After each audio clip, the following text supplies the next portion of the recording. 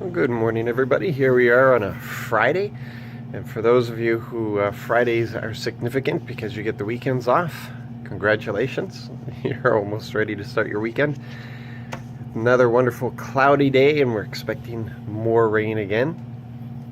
It's interesting. So we are almost finished these 26 components of the kingdom. We're on the second last one. We're on day 25, which is dealing with reputation. Now, I think we're all in agreement that reputation is an important thing. And different people garner a different reputation for different reasons. There are those who want a reputation that they're fierce.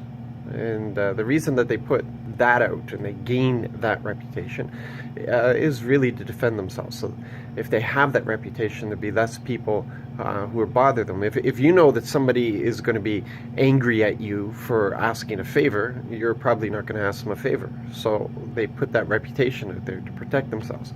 Others, it's completely opposite. They want a reputation that's people are going to think well of them.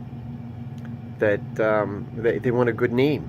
When people hear their name, they have good feelings about hearing their name.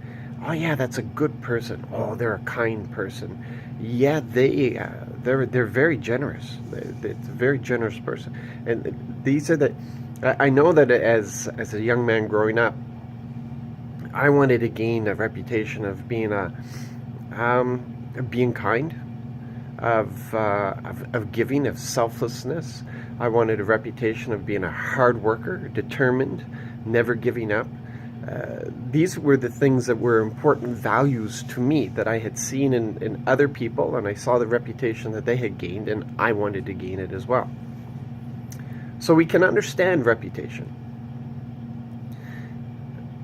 Now, when it comes to a kingdom and a king, the reputation really is the source of the glory of the king. Now, I don't want you to misunderstand that. It's just when you go into a kingdom that's all broken down, when you go into a kingdom where a king is fierce and angry and he puts people to death for the least little thing, and he throws people into jail, and there's no kindness there whatsoever, there's not much glory there for that king. He's not well thought of. He's not appreciated.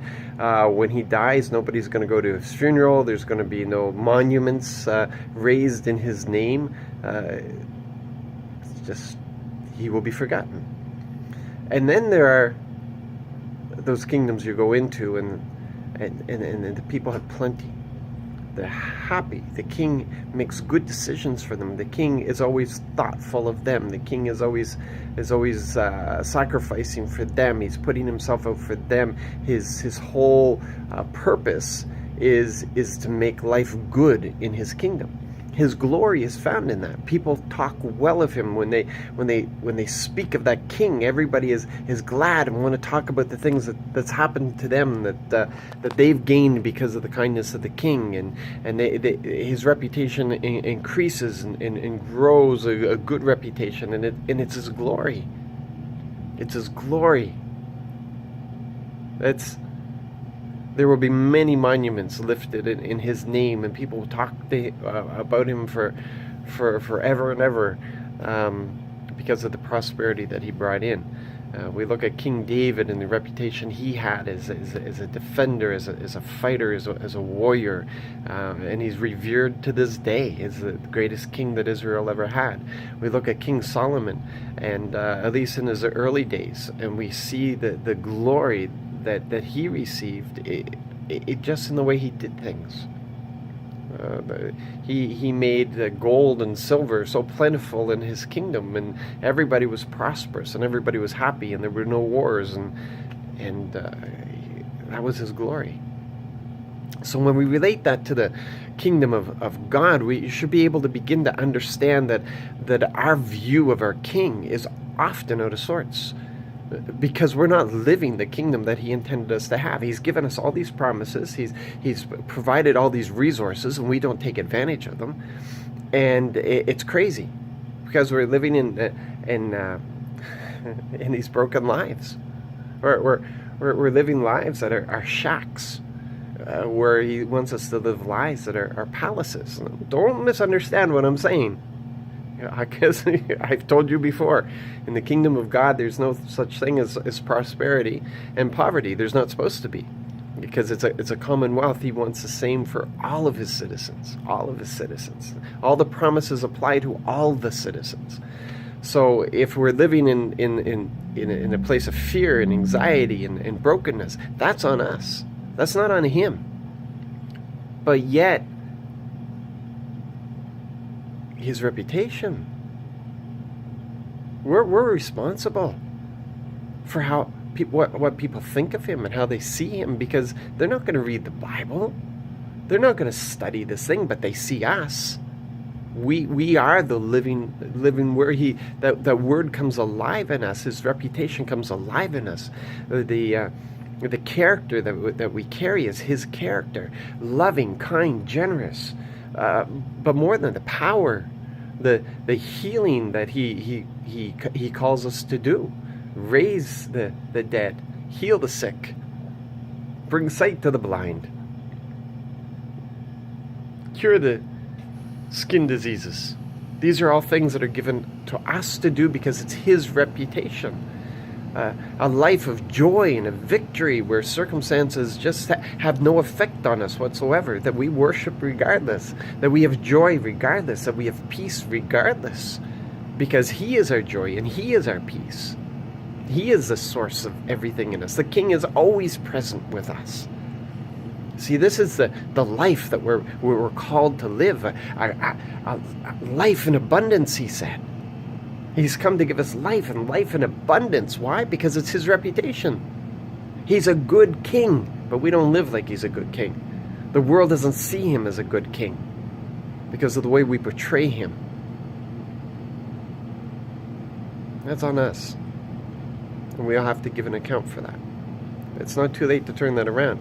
I have some of you have talked to me about how people see you now. They see you differently. They say, you've changed. It's not our church. It's because of your willingness to be obedient. It's your willingness to enter into that relationship. It's all about that relationship. The more you know Jesus, the more you will reflect Jesus. The more time you spend with Jesus, the more you will reflect Jesus. The more you learn of what his priorities are, the more this world will get to see who our King is. Our wonderful, beautiful, glorious King. It shouldn't be it shouldn't be a fear of hell. That is there. We got to understand that humanity is bent on this course to hell that has nothing to do with God. That's our own rebellion that is sending us in that direction. That's just that's like saying blaming the prime minister because people die. That's the natural course. The natural course right now for this earth, for the people who live here, is hell, because that is the condition that they were born into. And our God has provided a rescue plan. Jesus Christ came to die on the cross so that we didn't have to face that. He has rescued us. He's transferred us from the kingdom of darkness into the kingdom of light. He's a good and wonderful, incredible King. That's what they need to see. They need to see the joy that we have. They will be attracted by the joy.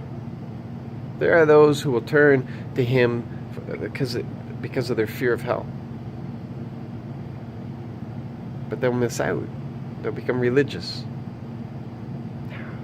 Let them be attracted to Jesus because of the life that we live in him. Let them see that.